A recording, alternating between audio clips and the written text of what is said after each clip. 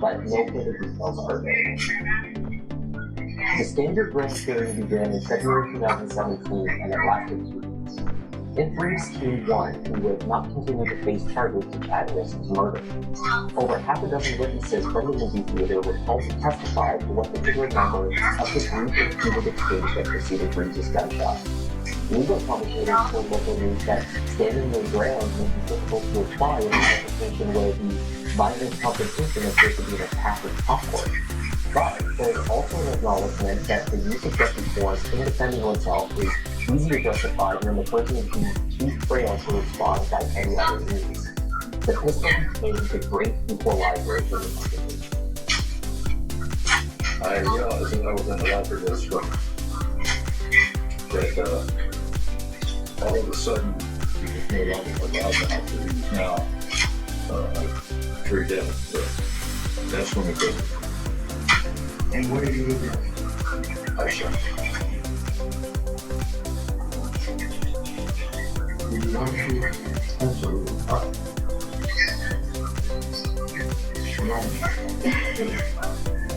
Well, at that point, his life was on. After the 2 weeks of testimony, Judge Susan Barco issued an order denying Reeves' request for immunity for custody. In her decision, she says that she believes that video security footage from the theater shows that Reeves was not in fear of bodily harm or death. Much would still be said about that video, but as for the threshold of the law, Judge Barco says that Reeves didn't need it. This meant that murder charges could be pursued. After several years of legally imposed delays already, many involved believe that Reeves may never face trial at all. The case has been delayed 3 years now, and I think that Mr. Escobar understands that the longer the delay, the better it's going to fine. Curtis Reeves is almost 75 years old and still out on bond. I think they're going to do everything and anything that they can in order to delay that criminal trial. Not only because of his age, but because they want him to wait for days more. As predicted, Judge Barco's decision was promptly appealed, further delaying any potential murder trial. In May 2018, the District Court of Appeals declined to reverse the decision. When the trial finally commenced, the central assertion is that Kyle Anderson lost his life over nothing more than shock. These two individuals brought a loaded firearm into the theater and shot and killed another person at Chicago. He grabbed a bag of popcorn. And he grabbed that bag of popcorn and brought it back and was clicking. Now, the evidence will show you, of course, in the perfect world, should Chad Olson have grabbed a bag of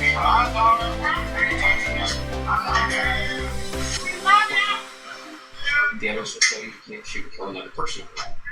What the evidence will show you is that Chad Olson was shot and killed over tossing popcorn. It is not.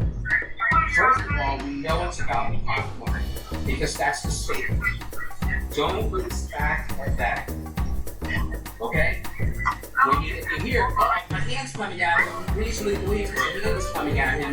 No, he killed him because of the popcorn, because he said that right after the shooting. Throw popcorn in the face. He knew what happened. When you watch the video, you see the popcorn, you see from the hip the shot. That's his face. The next thing I can throw is popcorn in the air. Alright. Do you know what is the next thing that happens? Flash shot. Soon thereafter, did you hear Mr. Reeves make a statement? Yes, I did. Okay. What did you hear him say? Something throw popcorn in my face or throw popcorn on me. The defense presented an argument that a combination of 2 significant factors were at work during the evidence. First, that Curtis Reeves' years of experience and knowledge in law enforcement informed his understanding of the threat that Chad Olson posed to him.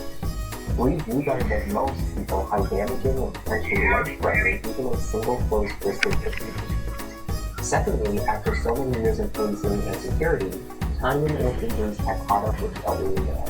He was in far worse physical shape than he perhaps appeared, and this knowledge made him extremely vulnerable and easily reactive. To understand the context of self-defense in this case, the jury was asked to place themselves in Curtis Reeves' shoes. The prosecutor has to prove it, the government has to prove it, the state of Florida has to prove in this case beyond a reasonable doubt that this was not justified under the same circumstances as Curtis Reed. You decide if it's reasonable if you were trained like Curtis Reed. You would decide if it's reasonable if you're 71 years old.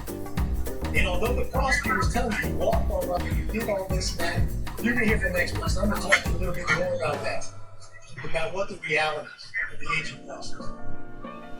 To show that Curtis Reed was the aggressor, the prosecution introduced witnesses that heard him muttering to himself after the initial exchange with Chad Olson, while he used the other pen to find Thomas Peck, the manager, to complain. Charles Cummings testifies that Reeves is so worked up that he hits him while trying to move past the seat down the aisle and doesn't even acknowledge him. Once out at the service desk, however, Dawn Simpson sees Curtis wait patiently for his turn to speak with the manager. She picks up Peck's attention, discussing acquiring some movie posters for the daughter. Thomas Peck confirms this version of events. Curtis was not visibly upset and was generally polite. In fact, Thomas doesn't attempt to lead the older man back into the theater to address the issue because he does not perceive the incident as very noble. One way that the defense attempts to frame Chad Olson as the aggressor is by highlighting his use of obscenities towards the Reeves. In his recorded statement to police after the shooting, Curtis claims that the F-word was used towards him 3 to 4 times, and it was threatening. He reiterates this when he takes the stand at his trial. Please turn this one. It was a fuck off, get the fuck out of my face was the response that I got back. He was facing away from me, but he was sitting about me. Did your husband use any profanity? We refer to them as F-bombs, and the F-bombs being directed towards the manager. No. Yes, Mr. Johnson, you stated Mr. Reeves would be about text speech. Yes, sir. Did you remember there was a conversation and recorded? Yes, sir. And that's what you heard? Yes, sir. So at that point, I saw, and then say something along the lines of texting my daughter. There's some other things I said. Texting my daughter. The security footage is no helping result. It only partially depicts the shooting and has no audio, which are a couple of its. The cameras are on either side of the theater, but are set up to capture the back portion of the scene behind the wall where the Reeves was sitting. There are no cameras instead to capture the Reeves' area. The resolution on the footage is solid. The central point of curiosity is a reflection caught by the camera only a moment before the pump burst. If Curtis Reeves' testimony is to be believed, that reflection could be caused by the screen of Chad Olson's cell phone being thrown at his head. He had turned, was on his feet, and I had something between me and the theater screen that I saw just a flash of Hello? Yeah. and then everything went kind of fuzzy. Yeah. Yeah, just right on there, 3. So yeah, just write, I don't know what they are, just write 4 hot dogs and I'll write them off when I get there in the morning. And then you move the other ones up. Alright, that'll work. And then just let, I think Erin comes in tonight. Okay, just let her know what time you put those on there. Tell her that Billy just wanted to try doing them later at night. And tell her what time you put them on so she can determine how long to stay on there. Okay, so they're usually good for like 3 to 4 hours at the most. So, but I'm just, like I said, I'm just wanting to try, because I'm noticing that once I did that earlier and put some on before I left in the back, that they were being sold afterwards. So I'm like, well, if that works, let's leave some on there and see what happens.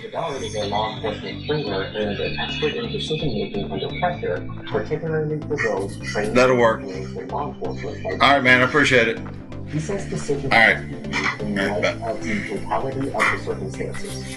By this, he means that everything in the environment, from the level of lighting impacting vision, the levels of sound and hearing, to how old someone is and by extent how capable or vulnerable they are, infinite or physical limitation will feed into the reasoning of any decision under pressure. The guard also testifies that the less you know about the threat in front of you, the more likely you are to assume the worst case scenario. It has to do with lighting conditions, whether or not you're capable of seeing the tools you avail. For example, a flashlight you would probably use that. If you don't, you may choose that this is not the best time to go down that dark alley. There are circumstances about vision, as I said, in a case of where an individual is partially hidden, can't quite see what they're doing. So that would figure into threat assessment as well. And then there are also individual features, what we call subject factors. There's how old you are, how capable you're fighting, are you bigger than the person, do you have more steps experience, you have all of those kind of things. When you take it into account, you're trying to examine whether or not this is merely a challenge for which you have the appropriate coping mechanisms, or it is a threat for which your coping mechanisms are in place. Reeves was technically facing 3 charges at trial: second-degree murder, a lesser charge of manslaughter, as well as a charge of aggravated battery for the injured parts of the Nicole family. The jury returned a verdict of not guilty on all 3 counts. Observers in the courtroom appeared visibly surprised, but quiet while the verdict was read. The defendant is not guilty. So Stacey on the 25th day of February, 2022. Those who disagreed with the decision claimed that the defense counsel Escobar and Reeves' other attorney argued successfully that he shouldn't go to jail because he was an ill man, not because of what was awful and drastic. The only case that they made to the jury and the only way they got this verdict was not on the facts of the case or even the law of the case. Mr. Escobar was capable after 4 hours of talking to the jury to convince them that his client should not go to jail because he's still a fragile old man. Thanks once again for joining me for the video today. I'm Kevin, this is Chris Conrad, and I'll see you in the next one.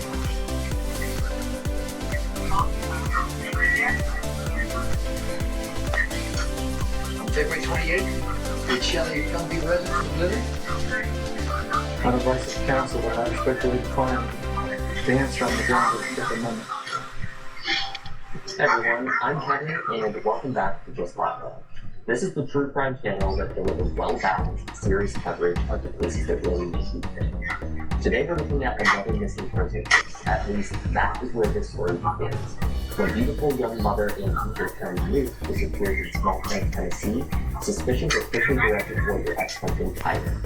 But the case does not have a crime scene. Shelley cannot be found, and no one is coming forward with information. However, what this case does have is an ex-scope pleading the fifth, a phone call but dial to 911, and a person of interest whose later behavior shows what he may be capable of. Let's take a look.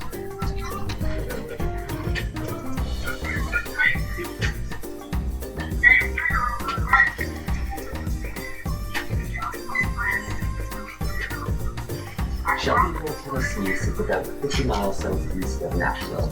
In 2011, it had a population of only 20,000 residents.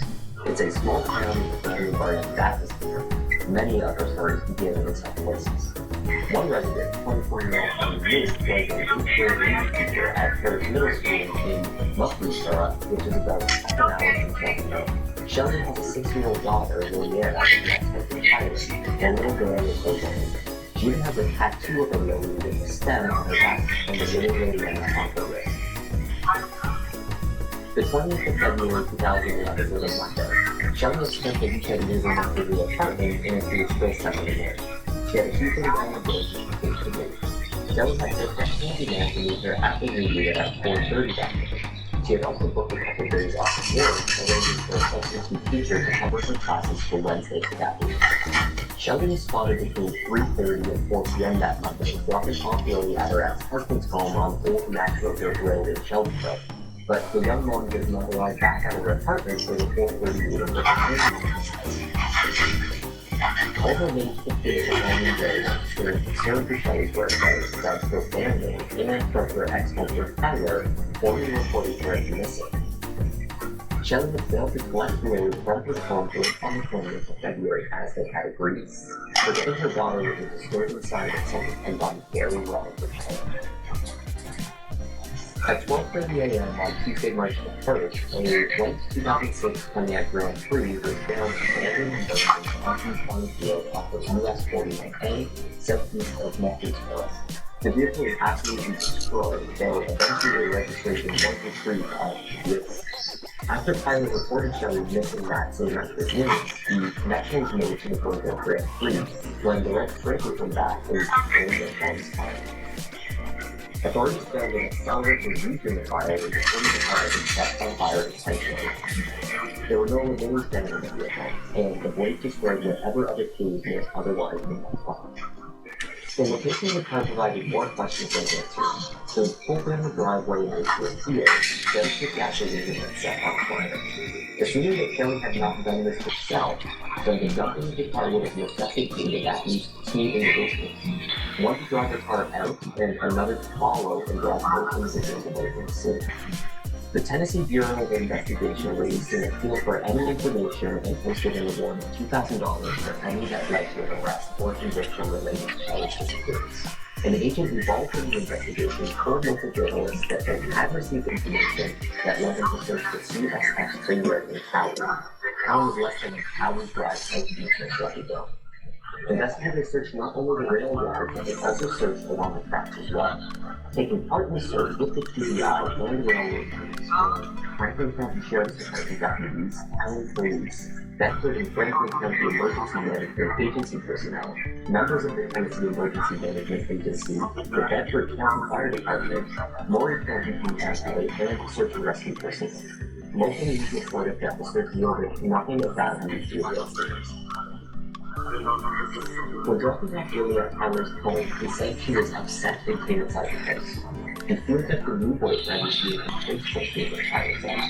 So Shelley stayed at his home for about an hour and left her lunch in errands, promising to return before 10 p.m., a deadline that she obviously missed. Shelley's new boyfriend was said to have had an easily verifiable alibi and would quickly held out as a personal interest in her disappearance. The handyman that waited on Shelley at the new apartment was also ruled out by the suspect. Tyler, however, waited. Shelley and Tyler were high school sweethearts. The two met in Pennsylvania, where Shelley's family still lived, moving to Tennessee later on to be closer to Tyler's parents. They married in Hawaii in 2004. It was just after their senior year in high school, and Shelley was already pregnant with Lily and excited to start a family. She pursued her dreams while in What is this right here? There were early signs that We just watched this movie thing. Friends of Shelley said that Tyler was abusive and at times cruel. There were reports of Sound like signs a of domestic violence. The turbulent marriage lasted 6 years until 2009. After the marriage was over, Tyler was charged after he allegedly had one. He was also suspected that they were twice, although no charges were filed. The settlement arrangement for Lily after the split was primarily her mother's care. Tyler was granted visitation on Wednesday evenings and every other weekend. The Shelbyville police arranged for a specialist in forensic interviews to speak with Lily about the day that her mother dropped her off at her father's house. Lily told the specialist that she stayed in her car seat while her mom went into the house with her father. Sometime later, her dad came out of the car, got her out of her seat, and took her inside the room. She was told to stay inside and not to come out. She did not see her mother when she went inside that house. Tyler Meek was named as the only person of interest in the disappearance of his ex-wife. The day the Shelbyville police arrived, thorough search of his home, he moved out. The next month, court documents listed his address with police said he had been somewhat cooperative with the investigation, but he didn't participate in the search for Shelley. Over the months, Shelbyville police searched behind Tyler's home with cadaver. They also performed land and water searches across Bedford County. The van of Tyler's neighbor was seized by police in connection with the investigation, but no further information was able to be disclosed. 10 days after Shelley's disappearance, Tyler is caught on surveillance tape in the early morning hours after she went missing. He was tracked from a convenience store several miles from his home that night, pulling up in his red Escalade truck. The truck then stops at a dumpster for 5 to 10 minutes. This video has not been released and currently sits in possession of the Tennessee Bureau of Investigation. Shelly's mother, Deborah, filed for custody of the mother and accepted the request that Tyler's parents be made the primary residential parents due in part to the denial expressed regarding their son's numerous problems. While the custody dispute was underway, Tyler made an absent-minded and potentially incriminating mistake. While having a conversation with his father, Jim, he managed to accidentally dial his cell phone from the back pocket of his trousers. He butt dialed 911. There are noises from machinery nearby, so much of the conversation is anonymous. Throughout the rest of the 20 minutes of the call was connected, Tyler seriously thinks the upper speaking him had Kelly's disappearance. At the regular practice, the call is made.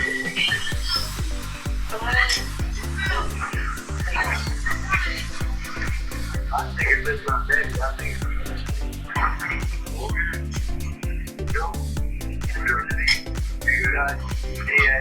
and also cover 3 counties. Sure. Yeah. And they know that I'm not going anywhere right now because I don't have to take care of the and they know that better chance of leaving.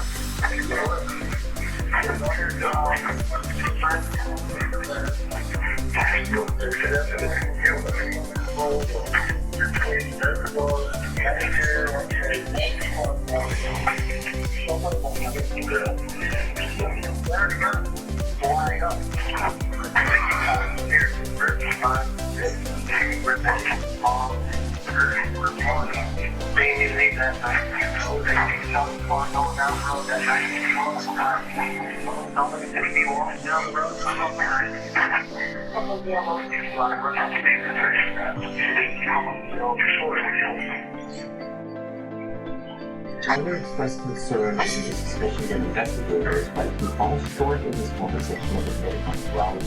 911 operators had traced the call back with this line. After the first call was disconnected, the second one was placed straight past the 911 emergency from the same number. Did you get a call from this number here a couple minutes ago? Yes, we had an open line from it. What happens on that open line? Does it get recorded or something like that? Obvious suspicions aside, Shelly Group had disappeared without any useful physical evidence that provides a missing history. There was no body, no crime scene, no confession, and no one unemployed with a victim. In 2012, Tyler moved to Florida. Robin Donald was 45 years old in 2014, a single mother living in downtown. At first, she thought that her relationship with Tyler Cook was heading towards marriage. They were a happy couple and there were no red flags.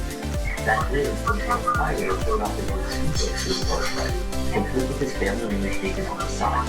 He moved gracefully to success. He was just joking about his last name being Cook to her. This naturally strikes Robin as odd, so she does some research, and what she finds online scares her. Her mother tells her to leave him on the spot. She confronted Tyler, but he has an excuse for everything. He's a smooth talker, she says, and ultimately he convinced her that he has nothing to do with the disappearance of sex wife. Robin gives in. She doesn't listen to her mother.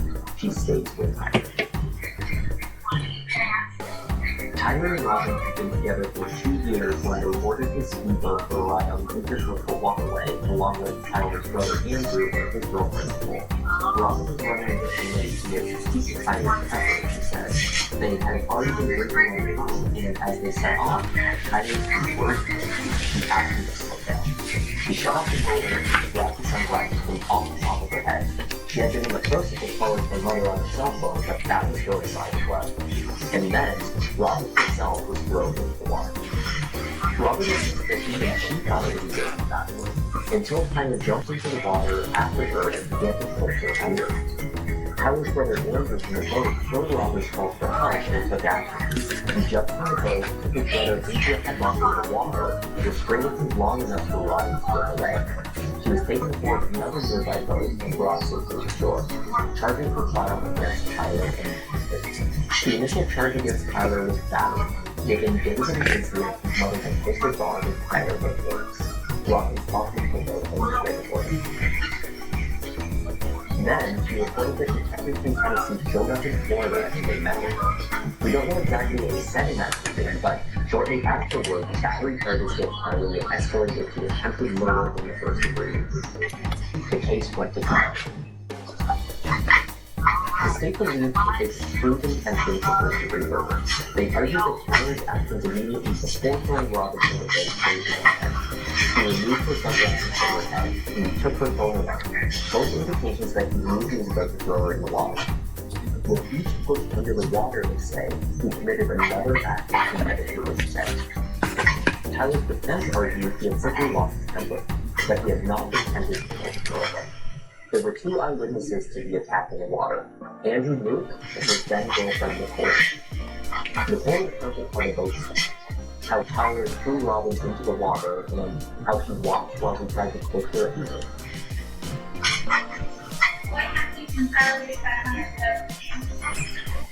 He gets back on the boat and looks at me and says, "No one disrespects me in front of my family." Robin testified about the struggle and how she tried to fight out Tyler while being water. She was supported in court by, among others, Tyler Luke's mother and Tyler Jerry. I just started swimming. I knew I had to get away from him. I saw a boat coming from me from the other way. I just started pleading for him to please pick me up, but he just kept telling me to give him anything they wanted. Yeah. He was in the water with me. Yeah. Andrew was also testified against his brother. She goes in the water and Tyler goes down. And you said Tyler shouldered and pushed her in. Yes, sir. That when she called for you? Yes, sir. Now, when you jump in the water, you throw the noodle in, you grab the noodle, the first thing you do is get the noodle grab. Yes, sir. I assume Robin is above water at this point in time? That's correct. So at this point in time, that's when you get Tyler in a chokehold. Yes, sir. And when you got Tyler in a chokehold, he wasn't pushing her under. That's correct. And what do you do with Tyler? You take him back? Let him go and he turns around and swings back to the boat. Tyler did not take the stand in his own defense. The jury's verdict? Guilty on the lesser charge of attempted second-degree murder, which did not require proof of premeditation or he was sentenced to 12 years in prison.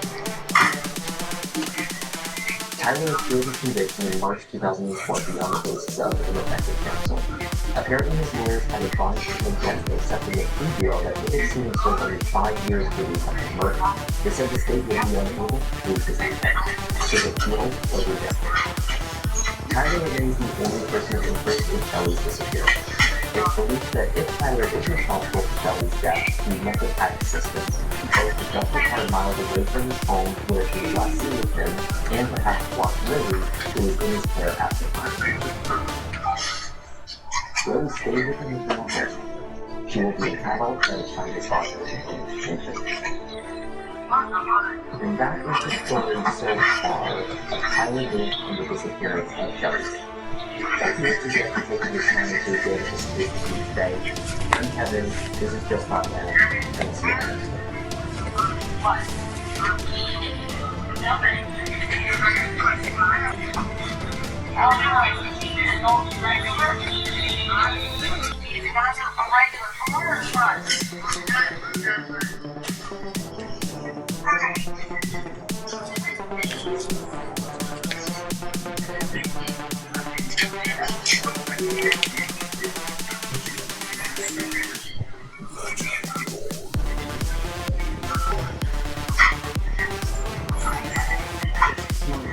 became the biggest unsolved murder case in the state.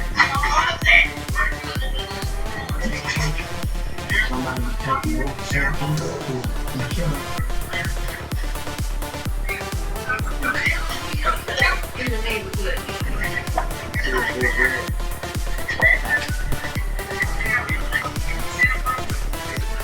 The shocking thing about this case was that he was right in front of her. nobody did anything about it. Investigation runs out of leads. It becomes a global case. Years pass, and hope continues. But for the families of victims, these cases are the truth just takes time. Because I didn't know there would be a difference. I didn't know.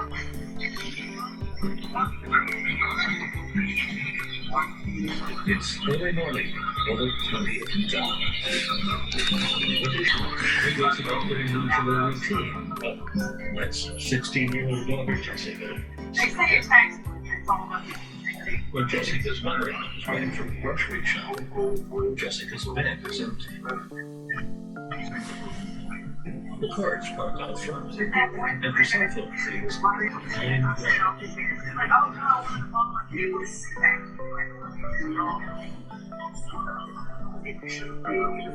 Shepherdsville as a community is a town where everyone knows everyone and everyone else's business. It's a very remote area with generation to generation of the same family. And this small town just became the biggest unsolved murder case in the state.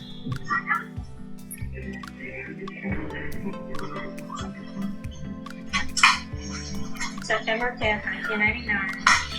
Looked just like any other morning. At 5:30, I have to get up, be ready to go to work. I walked in.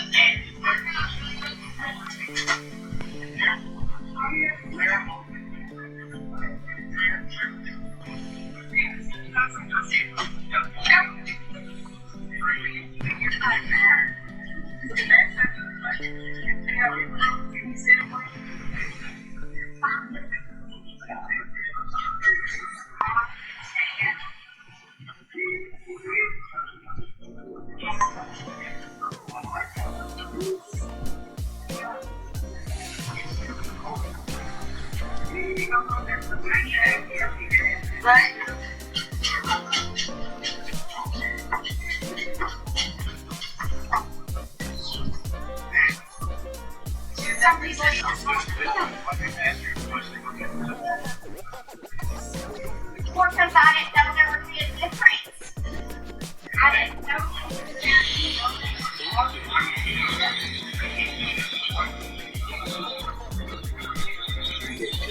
They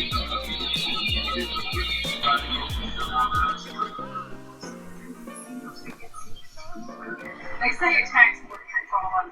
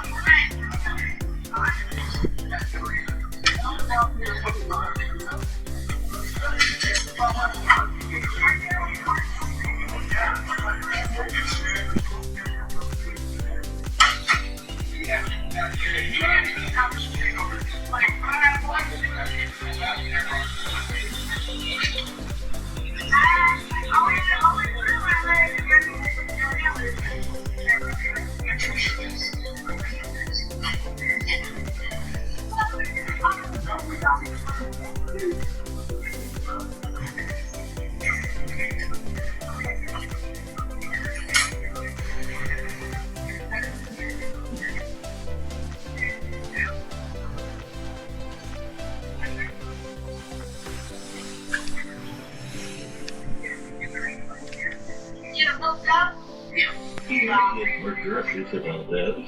Still on the rough ones. My mom was pretty bad off for a couple of years. I was giving an example. A year later, somebody was leaving. They'd have a nice day. And my mom would instantly One of the things that crossed my mind in the beginning was who could have found such a thing. And time it even got worse because nobody was.